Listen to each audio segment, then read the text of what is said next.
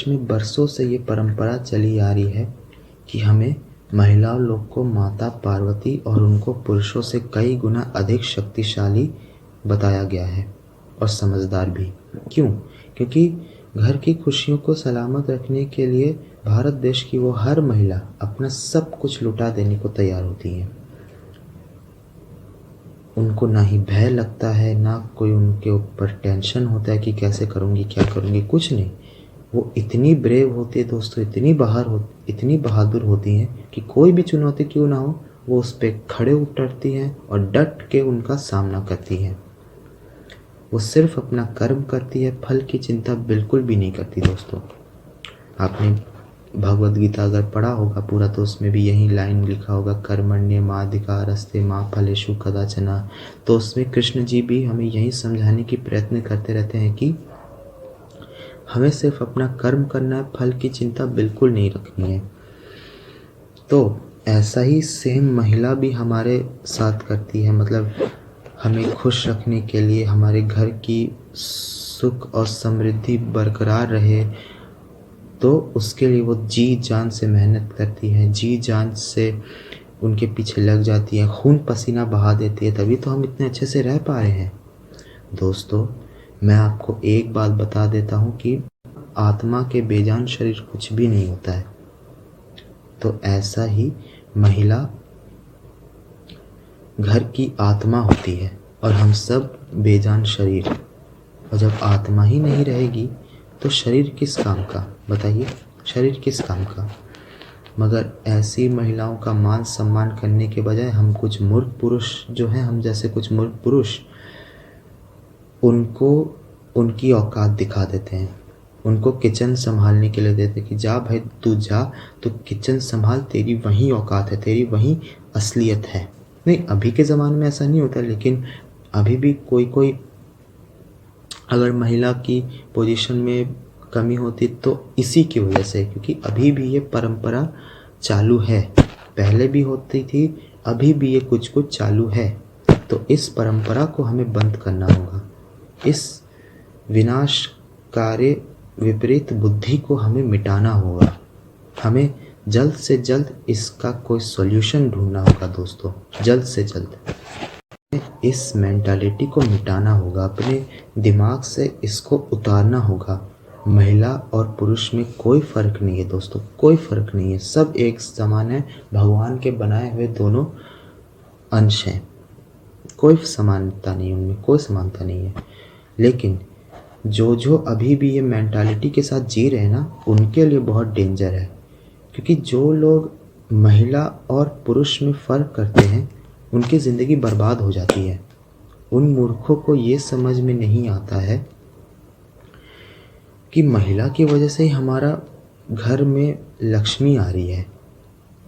देखिए दोस्तों, जो लोग महिलाओं का अपमान अभी भी कर रहे हैं ना, मेहरबानी करके बंद कर दे प्लीज़। मैं उनसे हाथ जोड़ के विनती करता हूँ, बंद कर दे अपमान करना, नहीं तो आपके घर में सुख शांति कुछ भी नहीं रहेगी। अरे महिला तो साक्षात देवी लक्ष्मी का रूप होती हैं दोस्तों, और लक्ष्मी भी उन्हीं के घर में जाती हैं जिनके घर में सुख समृद्धि और महिलाओं लोग का इज्जत होता है, उन्हीं के घर में जाती हैं। अगर हम महिलाओं की इज्जत नहीं करेंगे, उनको मान सम्मान नहीं देंगे, ऐसी ही मेंटालिटी के साथ जिएंगे, तो ऐसा कैसे चलेगा दोस्तों? आप बताइए, ऐसा कैसे चलेगा? तो बहुत गलत बात होगी ना। अरे महिलाओं तुम्हारे पीछे इतना मेहनत करती हैं, वो तुमसे सिर्फ छोटा सा शब्द चाहती है कि तुम कभी उनकी तारीफ़ करो, वो भी तुमसे नहीं होता है। तो तुमने शादी ही क्यों की?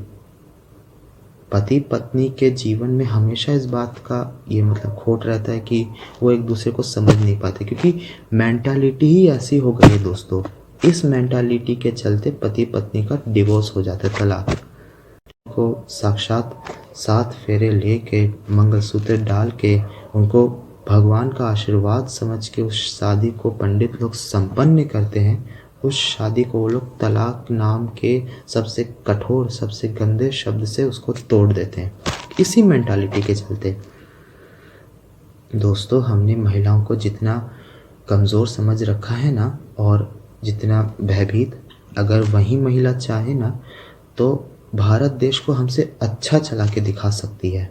हाँ, अगर महिला चाहे ना तो हम लोगों को इतना बीट कर सकती, इतना बीट कर सकती है, इतना हम लोग से आगे निकल जाएगी ना कि आप सोच भी नहीं सकते।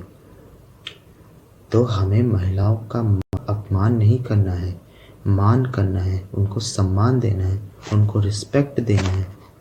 ये लोग नरेंद्र मोदी लोग पागल नहीं थे दोस्तों कि ये मतलब रिपब्लिक डे या बेटी बचाओ बेटी पढ़ाओ का ये जो एडवर्टाइज निकला, सब बेफालतू का नहीं था दोस्तों। ये लोग पागल नहीं थे, क्योंकि अगर बाय चांस पुरुषों से कोई मिस्टेक या वो कुछ नहीं ऐसा कर पा रहे हैं तो उनकी जगह महिलाओं को रिप्लेसमेंट दिया जाता है कि वो आगे देश का भविष्य संभालेंगी।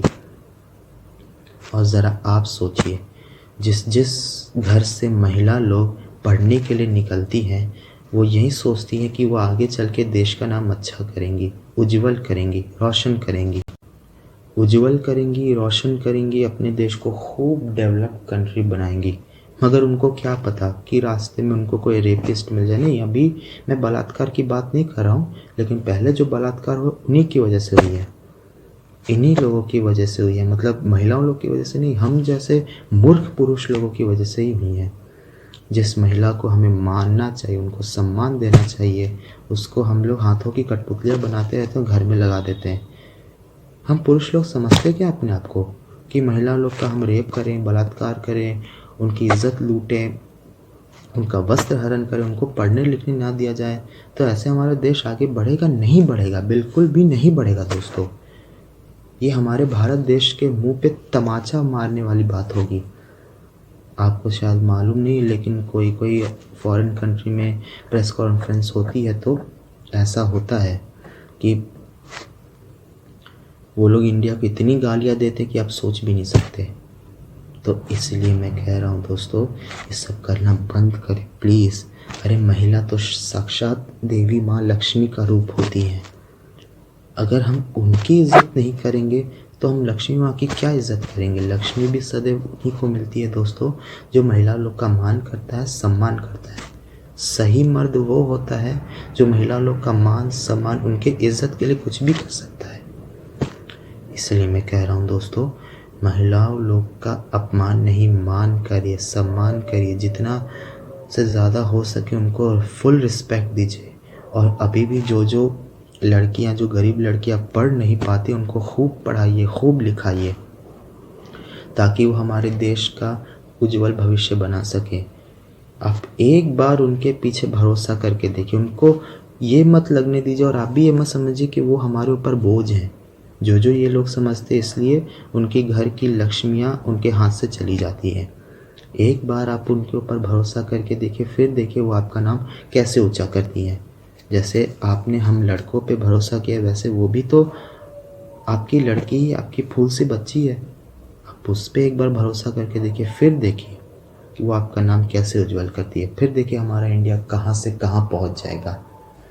दोस्तों, अगर इस वीडियो को देखने से अगर आपको अपनी गलती, अपने भूल, अपने अपराध का बोध हो जाता है तो मेरा इस टॉपिक पे, इस निबंध पे बोलने का कार्य भी पूर्ण हो जाता है। तो दोस्तों, अब मैं आपसे विदा लेता हूँ, फिर मिलेंगे ऐसी कुछ नई अमेजिंग वीडियो के साथ। तब तक के लिए गुड नाइट, शुभ रात्रि। महिलाओं और देश का शुभ चिंतक शिवे।